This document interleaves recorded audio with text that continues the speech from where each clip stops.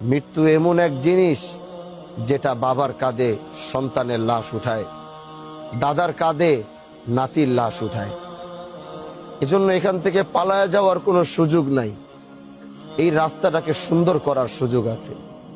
এই রাস্তাটাকে আল্লাহর দেওয়া বিধান মেনে এই মৃত্যুর রাস্তাটাকে জান্নাতের রাস্তা করার সুযোগ আছে।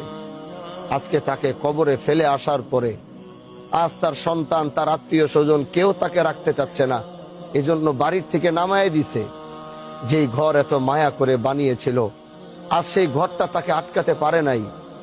যে সন্তানটার জন্য নিজের পায়ের জুতা হয়তো বাবারা ছিঁড়া গেলে তালি দিতে দিতে মুচি মাঝে মাঝে জিজ্ঞাসাই করে ফেলে, ভাই জুতাটা পাল্টান না, এই এক জুতার কত তালি লাগাবেন?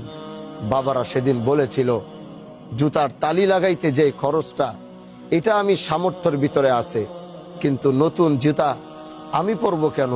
আমার কলিজার টুকরা সন্তানটাকে পরাবো। এক জামায় সেলাই দিতে দিতে জামায় শিলা দেওয়ার আর জায়গা থাকে না। তারা জিজ্ঞাসা করে, ফতুয়াটা পাল্টান না কেন, পাঞ্জাবিটা পাল্টান না কেন? বাবার মনে ওই চাওয়াটাই থাকে, নিজে না পাল্টায় ওই টাকা দিয়ে আমার সন্তানটাকে পরাবো।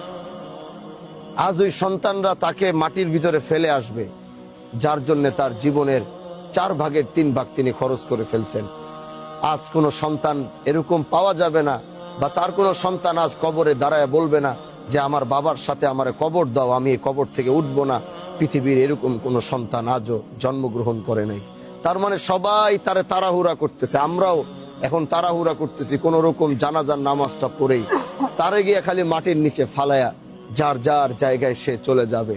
নিথর এই দেহ একাকী ওই কবরের মধ্যে পড়ে থাকবে। ওই কবরটা কারো জন্য হবে জান্নাতের টুকরা, আর কারো জন্য হবে জাহান্নামের টুকরা।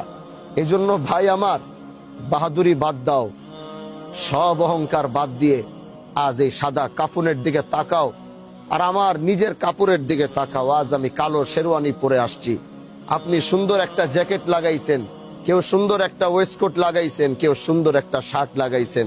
কারো শার্টের ভিতরে এমব্রয়ডারি করা, কারো জামার ভিতরে নকশা করা। আজ এই সাদা কাফনটার দিকে তাকাও। আল্লাহর কসম, আমি হানজালার এই মুহূর্তে মৃত্যু হয়ে গেলে সাথে সাথে আমার এই কালো এই শেরওয়ানিটা খুলে ওই কাপড়টাই আমাকে পরাবে, যে কাপড়ের ভিতরে না কোনো রং আছে, না কোনো ঢং আছে, না কোনো সেলাই আছে। আসো মৃত্যুটাকে স্মরণ করে যেদিন আল্লাহর পথে রওনা হব, ওদিন যেন আমার কোনো ভয় না থাকে। যেদিন আমার রবের দিকে রওনা হব, ওদিন আমার ভিতরে যেন কোনো রকম ভয় না থাকে।